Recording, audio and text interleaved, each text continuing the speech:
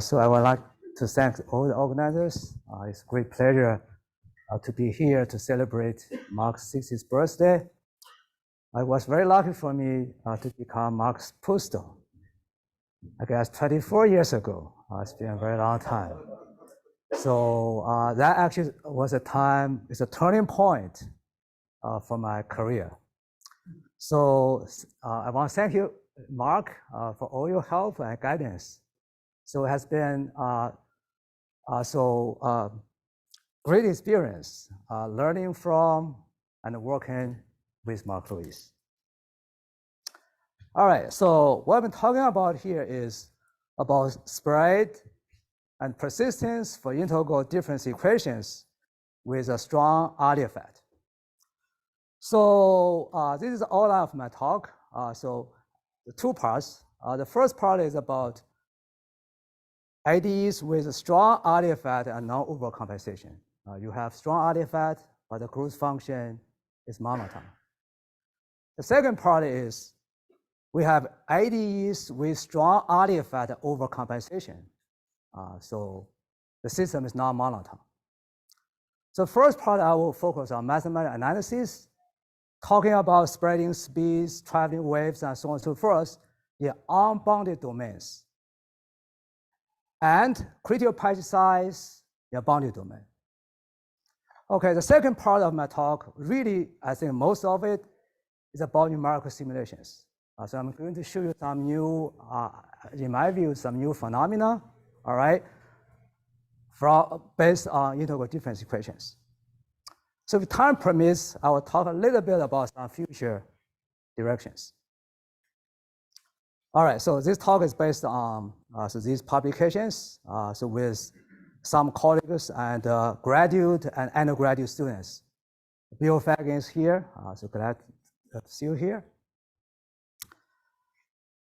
All right, so this research was motivated by the work done by Mark and many colleagues. So this is not a complete list. So, okay, so lots of interesting things going on in Mark's publications. So one thing is about Allee effect can stop or even reverse population invasions. So that's something I want to address in my talk. Just continue moving in that direction. All right, so this is integral difference equations. What we see here is, think about a situation, you have an annual species, you have two separate stages, the growth stage and a dispersal stage. So you have a growth function G exhibiting the strong Allee effect. We have three equilibrium points, 0 alpha is the Allee threshold, and 1 the carrying capacity. And this K here is the dispersal kernel. So when we talk about omega, the domain, the habitat is infinity, from minus infinity plus infinity. We want to look at spreading speed, traveling waves. But here, we also talk about non-spreading solutions. So when omega is bounded, we want to look at whether or not the solution persists. All right. What we can talk about the critical patch size. Okay, I think probably all of us know familiar with this. So you have a map, you can no Allee effect, a strong Allee effect, and an overcompensation. All right, so this is a very abstract way we define the so-called spreading speed. Okay, so this approach was first developed by Hans Weinberger, I think in a very famous paper in year 1982. And Roger Louis took this approach and studied the case where there is a strong Allee effect. So the spreading speed here is defined by a limiting function, this A here, by looking at this process. All right, so this is this C star in general speaking is an extended real number. It could be infinity, could be a finite number. So his basic result was that, okay, this very abstract number C star is the real-world spreading speed, and the only speed of long increasing traveling wave connecting 0 and 1. So what we're talking about here, you have only one traveling wave speed. That's also the spreading speed. By that we mean, okay, you start with initial distribution, okay, with values above the Allee threshold, okay, over a very large interval, and you go from there, you can see your solution will keep moving at the very end at a constant speed. All right, but here there is a technical condition in Roger-Lewis paper. Okay, this is a very important paper. It's a very fundamental paper in the area. So this condition is that this G prime alpha, the derivative of the growth function at Allee threshold, is a maximum. Okay, so this of course here seems to be a problem. So you have a growth function that may not satisfy this condition. So I'm going to show you that this condition basically can be dropped. All right. So by just slightly revising the proof of Roger-Lewis. Okay, this is also a very important result. Okay, from Wang, Court, and Newbert. Okay, this is a paper give us an idea. How do we understand the wave speed is positive, negative, or zero? So in other words, we are talking about you have a traveling wave moving forward or backward, or it's just a stationary solution. So here, there are some conditions. Okay, so in the paper, so this is not seems to be another very simple condition. So you have to verify all these derivatives here. Okay, are uniformly bounded up by something. All right, so this also seems to be a problem when we, apply the result, right? So if you want to really make sure, you have to verify all these conditions. All right, so I'm going to show you. Okay, good thing is we can drop this condition. All right, basically we do not need them. We just, again, we just need to revise their proof. All right. Okay, so the question is what conditions we need if we want to talk about existence of spreading speed, traveling wave speed, and the sign of the speed. Okay, this is basically the answers here, right? So we can look at the growth function and the dispersal kernel. All the assumptions over here are something very, very basic. Okay, basically what we can say is biologically meaningful dispersal kernels, growth functions are expected to satisfy these conditions. Something very general. All right, and now we can have a theorem based on all these assumptions. We have a theorem about the existence of spreading speed and traveling wave solutions. All right, so the first statement says, okay, your spreading speed cannot be bigger than C star. Okay, you can also define a left-hand spreading speed in a similar way. If you assume this two numbers, C1 and C2, between these two speeds, all right, and then you can see here if you have an appropriate initial condition, all right, you can see, so if you move rightward at a speed not bigger than C2 and leftward at speed not bigger than C1, basically you can see your solution will go up finally, okay, approaching the equilibrium solution 1 here. All right, the last statement, third statement here tells us this C star indeed is a traveling wave speed. All right, okay, so now the question is, why this is true? Okay, as I said, we just need modify the proof of Roger-Lewis. So the idea here is, first of all, we drop this condition here from his proposition 1. Okay, because you can drop this condition here, and then we change the order, okay, for the proofs of these three statements. Okay, as far as I remember, Roger-Lewis proved statement 1 first. Why don't we just prove that one at the very end? Okay, we can turn things around. So in other words, we can drop the technical condition I just mentioned. All right, so now let's move on to the second theorem. The second theorem here is about the sign of the spreading speed. Okay, it's positive. So this thing here is really just depends on this. The value of this integral is positive, so 0 and negative. All right, we do not need any extra technical conditions. Okay, the thing here is if we look at Wang's proof, okay, at some point they use Taylor expansion, okay, that's where you have those technical conditions. Okay, at that point, what we can do is let's go ahead and just use integration by parts. Okay, that's something very so you have a integral here. Let's go ahead and use integration by parts instead of looking at Taylor expansion. Okay, and then do a variable change. That way we can turn things around. Okay, so their proof is still valid. Okay, so we do not need those those technical conditions. All right. So, okay, the next question here is, what happens if you have a bounded domain? All right, if there's no Allee effect, so the problem here can be proved by using linearization. So you can look at linearized model. You can talk about the principal eigenvalue and so on. So first, I believe Mark and Fritcher have done a lot of work about this kind of thing. Now, when we have a strong Allee effect, instead of approaching the bottom, instead of approaching the problem from the bottom, from zero, let's look at the problem from the top, okay, from the equilibrium point.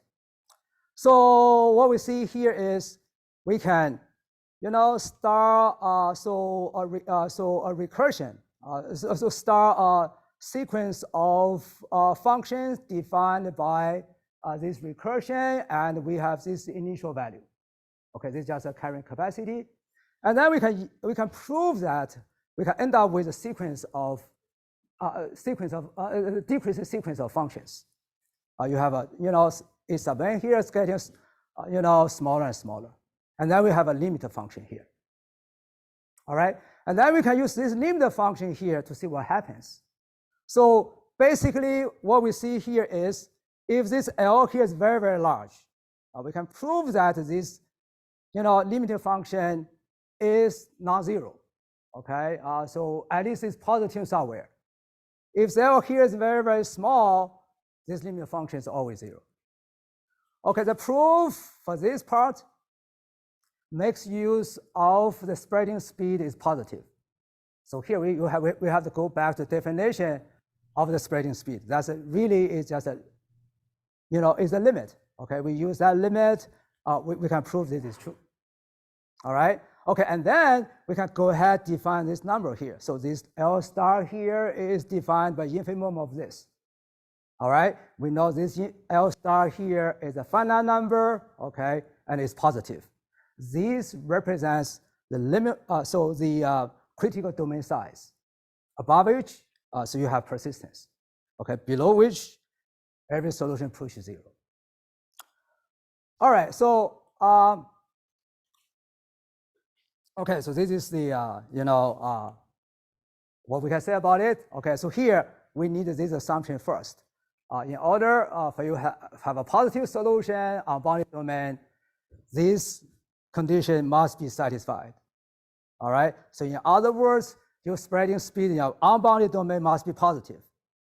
Okay, in that case, we do have, okay, we do have so critical domain size. Okay, we have these two statements. When this integral is negative, okay, no matter how large the domain size is, okay, so the species really cannot persist. In this domain. All right, so now let's look at a very special case. So what happens if you have a Laplace kernel? The good thing about Laplace kernel is, okay, we can convert the problem into a problem of ordinary differential equations. All right, so this is what we see here. All right, so the steady solution satisfies a differential equation and the boundary conditions. All right, and now we can go ahead to look at the look at the phase plan analysis, something very standard, and then we can come up with a formula to describe the minimum domain size. Okay, this is a closed form, right? We just compute this integral here, and your B of S is defined by this sense. So we can look at this one, and we can look at the infimum. All right. Okay, so now in this very special case, what we see here is we have two equilibrium solutions. We have two positive equilibrium solutions. If you go back to the theorem we just discussed, we just you have one equilibrium solution. All right. My guess is, in general speaking, okay, if you pick up dispersal kernel, which is not necessarily the Laplace kernel, you have two, when L is greater than L star, you have two positive solutions, equilibrium solutions. Okay, I think this is clearly an open question here. Okay, that's the first part of my talk. Now let's talk about something else, related, not really else. Okay, so we are looking at oscillations with strong Allee effect overcompensation. Okay, so this paper actually tells us if you have a strong Allee effect, you have overcompensation, it's possible for you to see that your spreading speed is oscillating. Okay, so here I show you example here.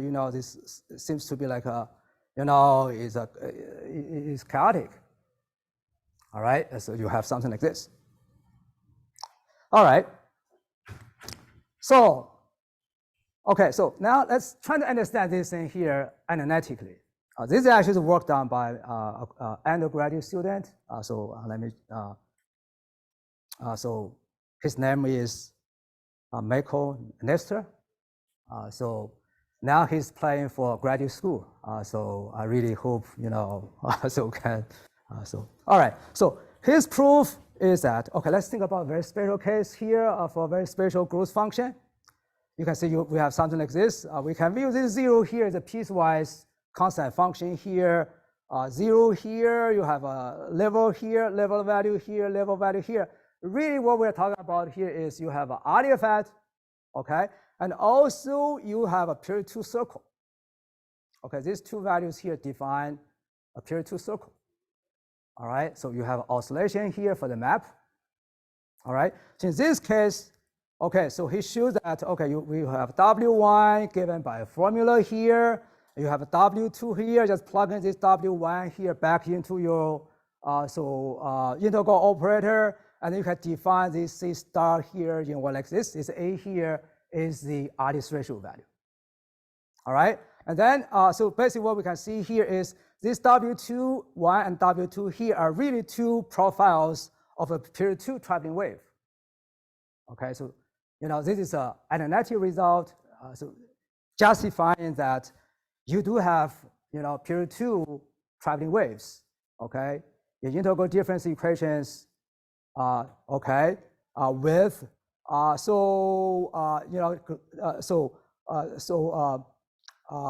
growth function like this. Okay, and any reasonable biological reasonable dispersal kernel. Okay, so now finally, I want to talk about non-spreading solutions. All right, so here we are looking at the growth function. I think it's relatively complicated. We have two parameters, R and A. A is the Allee threshold, and R here is the growth. Basically, this R here really controls the strength of the overcompensation. So here are just some examples. All right. Okay, we can also look at the dispersal kernel. This is a generalized Gaussian dispersal kernel. So you have so vector eta here, that is exponent. So eta equals 1 is a Laplace kernel, 2 Gaussian kernel. Eta equals infinity, and this here is a uniform kernel. All right. Okay, so now let's try to do some simulations and using this initial data here. All right, so this is so we have a compact support here. So this initial distribution is really a cosine curve. All right. So if we do this, you can see, okay, we can in the parameter space, we see something like this. This is R axis, A axis, growth, Allee threshold. All right. So, okay, so we can see here we have 3 different areas in this plan here. So the below regions are non-spreading solutions. You see this part here? Okay, so if you pick up a pair of parameter values from here, you will see your solution won't spread eventually. That's basically what we're talking about. Okay, so when you have a solution here that's sitting somewhere, so your bounded interval really, but your habitat is infinity. From minus infinity plus, but the solution basically is sitting here. It may oscillate. Okay, maybe it's change the boundaries. Also, it may oscillate in densities, but you never expand. All right. Okay. So, and also you can see spreading solutions. Okay, in this area, the solution spreads. Okay, eventually towards infinity. All right. You also maybe the spreading speed here maybe it's constant, maybe it's oscillating. All right. Okay, so this red curve here. Okay, actually it's given by this equation. We know this condition, right? So this condition for the monotone case is where you have a spreading speed 0, right? But this thing here is more or less in the central of this flow area. All right, so therefore we can see non-spreading solutions, okay, spreading solutions, and this gray area here represents extinction. Okay, so here just show some examples, really how things work. All right, so this is a orbit diagram against the A here. This describes the spatial so extent. What does this mean? It means that okay, so when we do simulations, we just look at the interval over which the value is the Allee threshold. Okay, in that sense, we talk about the domain where this species occupies when you have when solution does not spread. Okay, so basically you have this kind of so for this particular case you have this kind of thing here, and also here.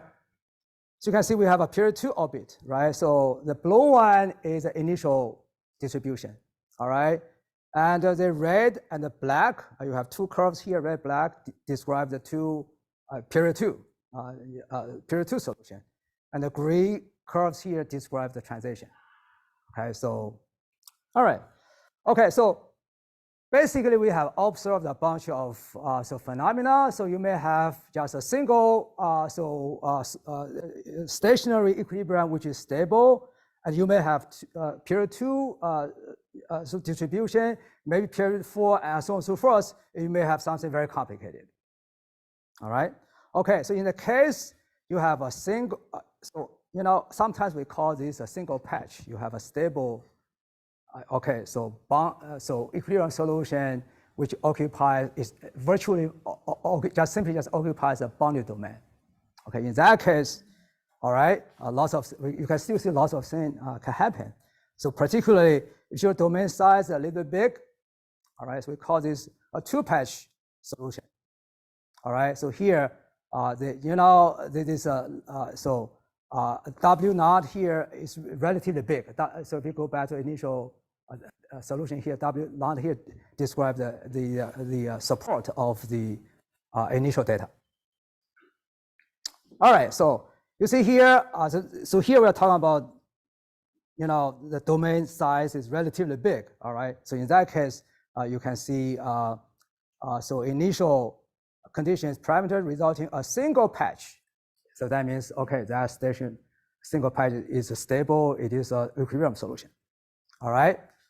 Okay, 2 patches. You may have 2 patches, just something like this. All right. So here you have this equilibrium consists of 2 patches. All right. And so extinction area in gray. All right. So the population density curve. Okay, this is 2 parts here. So give us this kind of idea. Now, if your domain size is very big, all right, at the very beginning, okay, so this gray curve here describes the initial distribution. So your initial data, okay, and finally, when t is very, very large, you have this kind of like pattern formation in the space. Okay, you have many different patch formations here. Okay, this is just one example. All right. Okay, I think this is pretty much the end of my talk. Thank you for your attention. Yeah, so some